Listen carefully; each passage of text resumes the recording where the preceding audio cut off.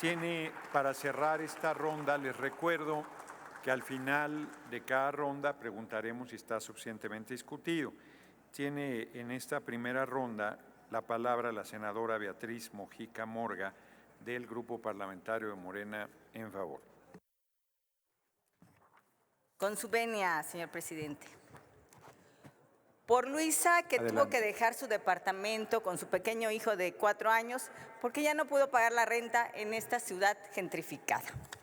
Por María, una trabajadora del hogar que vive hacinada en un cuarto de 3x3 con sus 2 pequeños hijos, hijo e hija, en la casa de una suegra que se la pide todos los días que desaloje porque el marido está ausente. Compañeras y compañeros senadores, con la fuerza de las leyes, seguimos construyendo la sociedad de derechos que siempre hemos soñado y que hasta hoy hemos aprobado 9 iniciativas. En 7 de ellas nos ha acompañado la oposición. Ese es el país que estamos construyendo, un país de los derechos para todas y todos, pero sobre todo para quienes menos tienen.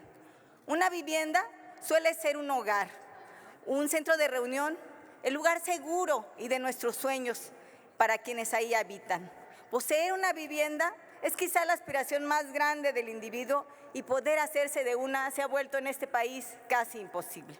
Muchas madres, jefas de familia, padecen diariamente la angustia de no poder darle un techo a sus hijas e hijas, porque existe un rezago habitacional de 8.9 millones de viviendas. ¿Cómo llegamos hasta ahí? En la década de los 80, la política de vivienda del Infonavit se enfocaba a la construcción de unidades habitacionales, también llamados multifamiliares, que eran vendidos a los trabajadores como solución de vivienda digna y decorosa. En la década de los 90, con la instauración del neoliberalismo en México, se transformó la política nacional de vivienda, optando por un sistema de financiamiento mediante créditos a las personas trabajadoras para la adquisición de vivienda. Con esta acción, el gobierno del PRI cedió la construcción de vivienda social al sector privado, mismo que se convirtió en el principal responsable de la construcción de vivienda hasta la fecha, ocasionando los grandes problemas de la actualidad, como el encarecimiento desmedido de la vivienda y la creación de los cárteles inmobiliarios, y este gran rezago que se ha dado en nuestro país.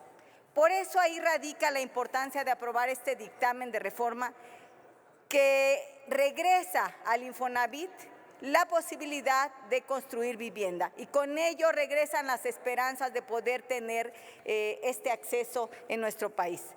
Al elevarlo al rango constitucional, se garantizará que las personas trabajadoras y derechohabientes les permitan obtener créditos accesibles y suficientes para la adquisición o mejora de su vivienda. Pero esto no quedará ahí. El plan de vivienda de nuestra presidenta, la doctora Claudia Sheinbaum, implica una inversión sin precedente de 600,000 millones de pesos que ya están presupuestados, que permitirá que 500,000 de estas viviendas sean construidas por el Infonavit y otras 500,000 vayan a las personas que no son derechohabientes, es decir, a la población sin seguridad social. Pero si se maneja bien este programa, se va a multiplicar porque los estados tendrán que hacer también inversiones. Se creará entonces un círculo virtuoso en torno a la vivienda en beneficio principalmente de mujeres, jefas de familia, jóvenes, población indígena y afromexicana y de adultos mayores. Porque una política de este tipo, una política pública, puede generar este ciclo virtuoso. En los gobiernos neoliberales, mediante constructoras sin escrúpulos, se permitió la construcción de estas viviendas en zonas lejanas, sin accesibilidad y sin infraestructuras adecuadas, lo que hoy se traduce también en 600,000 viviendas abandonadas. Tiene que encontrarse un mecanismo por parte del Infonavit para recuperar estas viviendas y ponerlas a disposición. Hoy se dará prioridad a viviendas adecuadas, con servicios básicos y bien ubicadas, cercanas a escuelas, hospitales, centros de salud, áreas verdes y recreativas. Porque en el segundo piso de la Cuarta Transformación, que los que menos tienen cuenten con una vivienda adecuada es un acto de verdadera justicia social. Y yo quiero aprovechar para hacer también un llamado al Infonavit y a la SEDATU para que propicien el repoblamiento en las ciudades, en los centros de las ciudades, que esta política nueva de vivienda ubique a las personas cerca de sus centros de trabajo.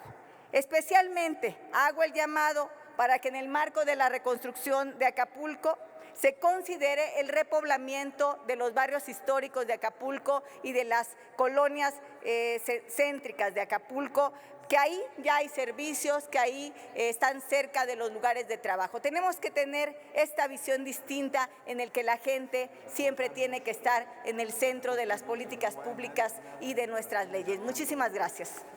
Muchas gracias, senadora Mojica Morga.